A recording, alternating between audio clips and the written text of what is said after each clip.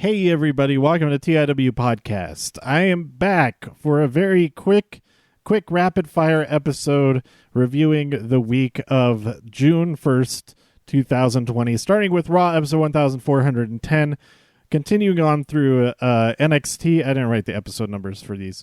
NXT UK, SmackDown, and 205 Live episode 182. So I think SmackDown then was I don't remember.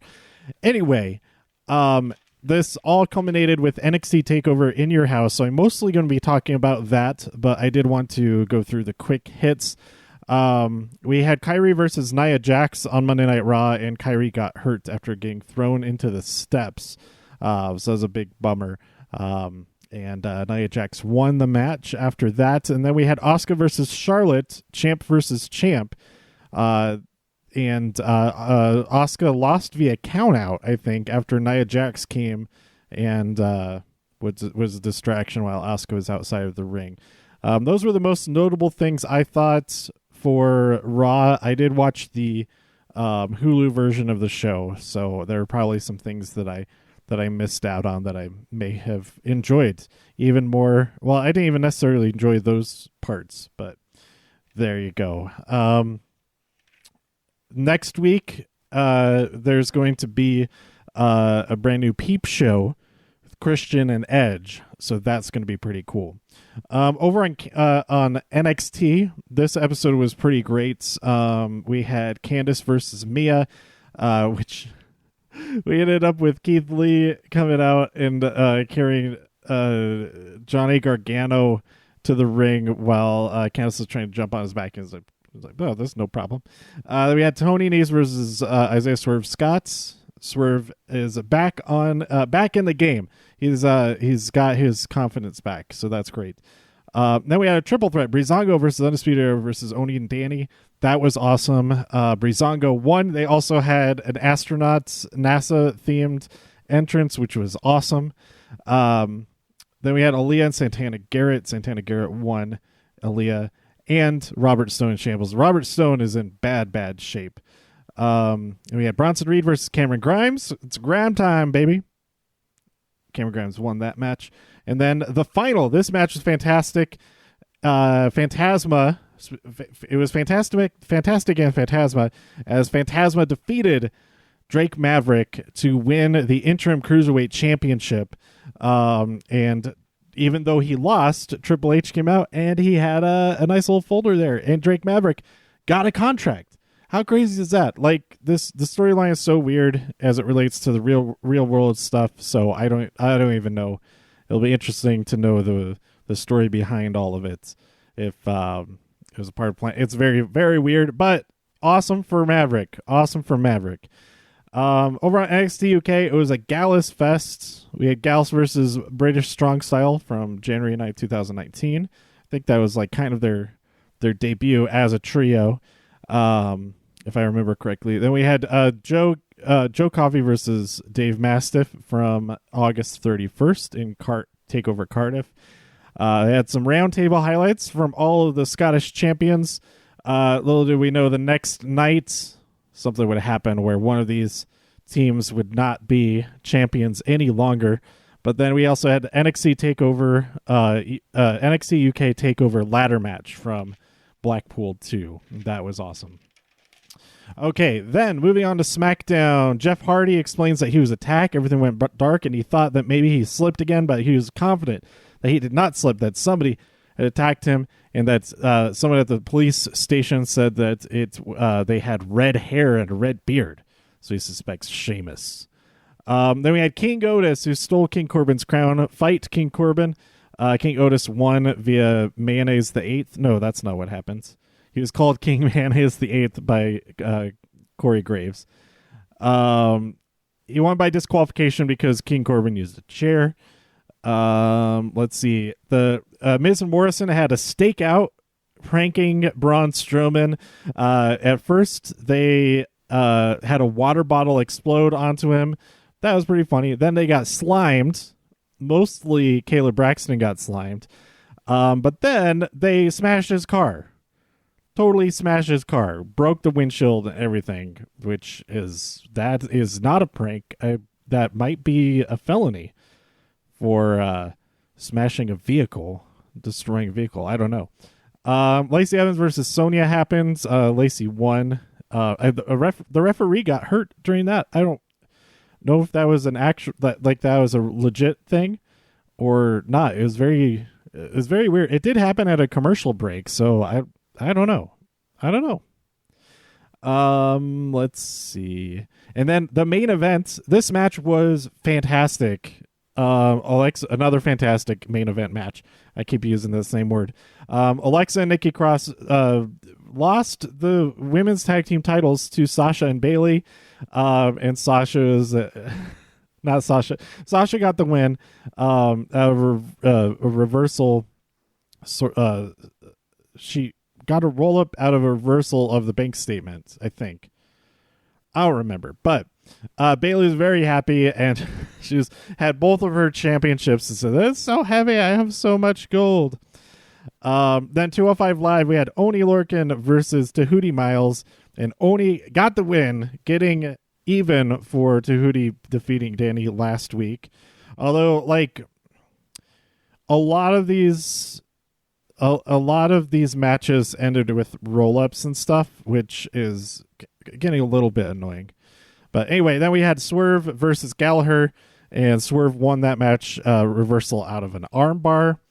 And then we had a replay of Hijo del Fantasma versus Drake Maverick from Wednesday night. Okay, so yeah, there were quite a few matches that I liked. The women's tag team title match, I think, was my favorite match overall for the week.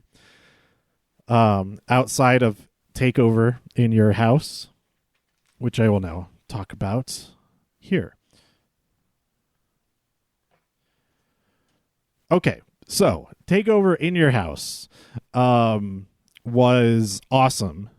Every match, I thought if I was rating them on a scale of 1 to 10, I would rate every match at least a 7, which is still pretty good, still pretty great. Like if the quote unquote worst match is still 7, then that's a great show.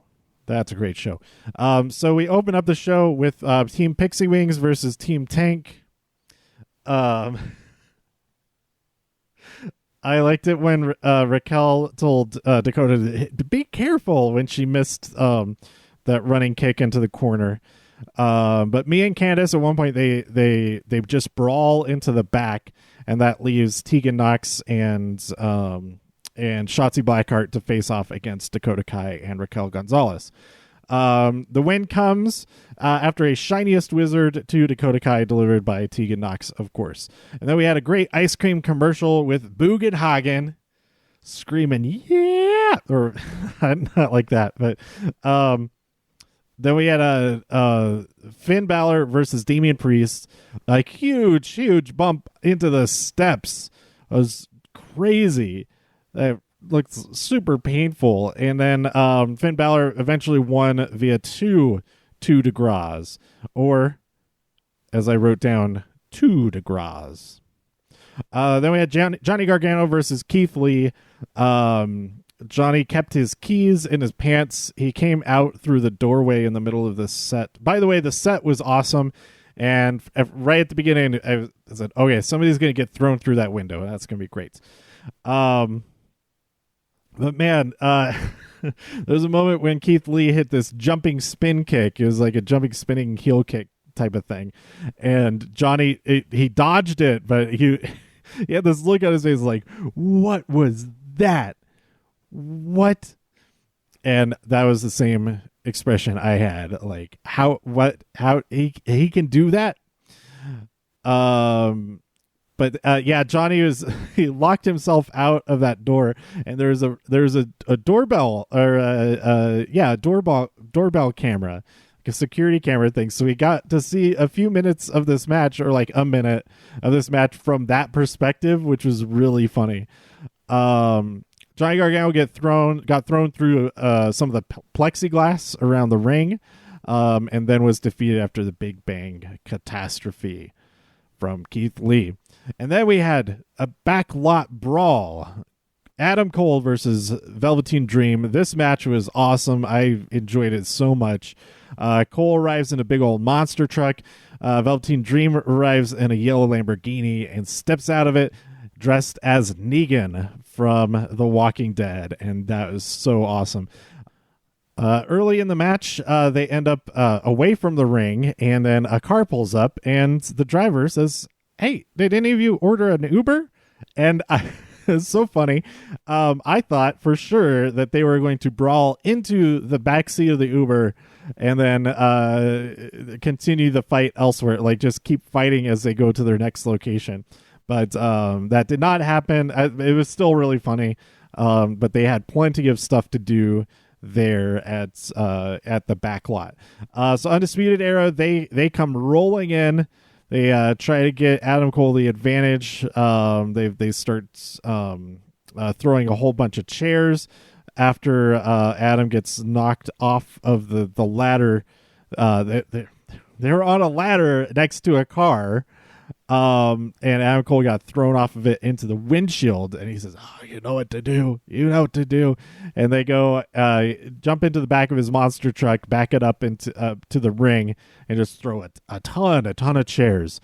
As they're about to lay into Velveteen Dream to get the advantage there, Dexter Lumis appears from under the ring and kidnaps them, abducts them, and possibly may have murdered them somewhere. I'm sure he has a kill room set up at a nearby facility. And after all of this, Adam Cole hits the Panama Sunrise into the chairs and wins. He is still the champion, and the Velveteen Dream can no longer challenge Adam Cole for that NXT championship. But if somebody else beats him, then the Velveteen Dream can go after them. But I kind of have a feeling maybe Velveteen Dream will be going to Raw or SmackDown sometime soon. I don't know. We know. I don't think it was made official, but I think there have been rumors that Dominik Dijakovic will be going to Raw, and then, of course, it's been announced that Matt Riddle will be going to SmackDown very soon. I would think it would probably be after whatever this pay-per-view is called, Backlash. Then we had Ciampa versus Karrion Kross. Karrion Kross won via submission. Ciampa was put to sleep by that submission. I thought this match was pretty good. I didn't take very many notes on it. It was a hard act to follow, following that backlot brawl. So this match did really very much seem like a bit of a breather compared to really everything else on the night so far. And then our main event, the triple threat, Rhea Ripley versus Io Shirai versus the champion Charlotte Flair. I liked it that Charlotte at one point did a suck it to the audience. That was great. Io got thrown through a window. Okay, so much happened in this match. This match was amazing. This is definitely in my top matches of this year so far. It was excellent. But Io got thrown through a window. I thought, oh no! But then a few minutes later, you see that she made her way up to the top of the house. So it's Io Shirai on your house, and she hit a huge crossbody off of the top of that. And then Rhea, she hit a super riptide, but it got broken up by Io Shirai. She hit the super riptide on Charlotte. Charlotte breaks out the kendo sticks, starts going crazy with it, and she gets Rhea Ripley into the figure 4 leg lock, but Io Shirai is still in the game. You can't forget about her because she climbs up onto the posts and hits the moonsault right to Rhea Ripley's. It looked like she hit her right in the face, but on like super slow-mo, you see it wasn't quite as bad as it looked like. It was like, oh my god, that is super painful. But she hits that moonsault perfect as always as far as form goes. Maybe not quite perfect as far as not hitting somebody in the face, but she wins. And then the streamers they do the replays and stuff, and then we cut back to all the streamers and stuff all over the ring and everything. And Shirai is the NXT champion, and I'm really, really happy about that. That was the main thing that I was hoping would happen on this show. So my predictions, I didn't talk about the predictions because this is the first episode I did for this whole week, but the predictions I posted on Twitter, you'll see that I got the results correct. Not exactly what happened in every match or anything. I didn't go that in depth about it or anything.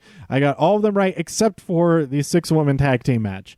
And I'm pretty happy about that success rates. Even if even if everything had different results, I still have really enjoyed the show because all these matches were awesome. So there you go. There's my thoughts on everything from this week. I'll do another episode like this. I'll try to do it before Backlash, and then to do a separate really quick episode about Backlash itself. But yeah, I think I kind of enjoyed everything a little bit more, not like talking about it every day in depth on a podcast, but I have been talking about it a bit on twitch.tv/The Demon Jackal. Almost every morning I'm watching or I'm playing WWE Supercard and talking a lot of wrestling over on there. So go check that out. All right, so let me know what you thought about this episode or anything else, and all of these stuff that happened this week by tweeting me at TIW Podcast. Go to TIWpodcast.com for more reviews. If you enjoyed this episode or anything else on the site, please share some links with your friends. Subscribe on iTunes, Spotify, Stitcher, YouTube, wherever you like to listen. Stay safe out there in all the infinite multiverses, and I'll see you next time here on TIW Podcast. Bye.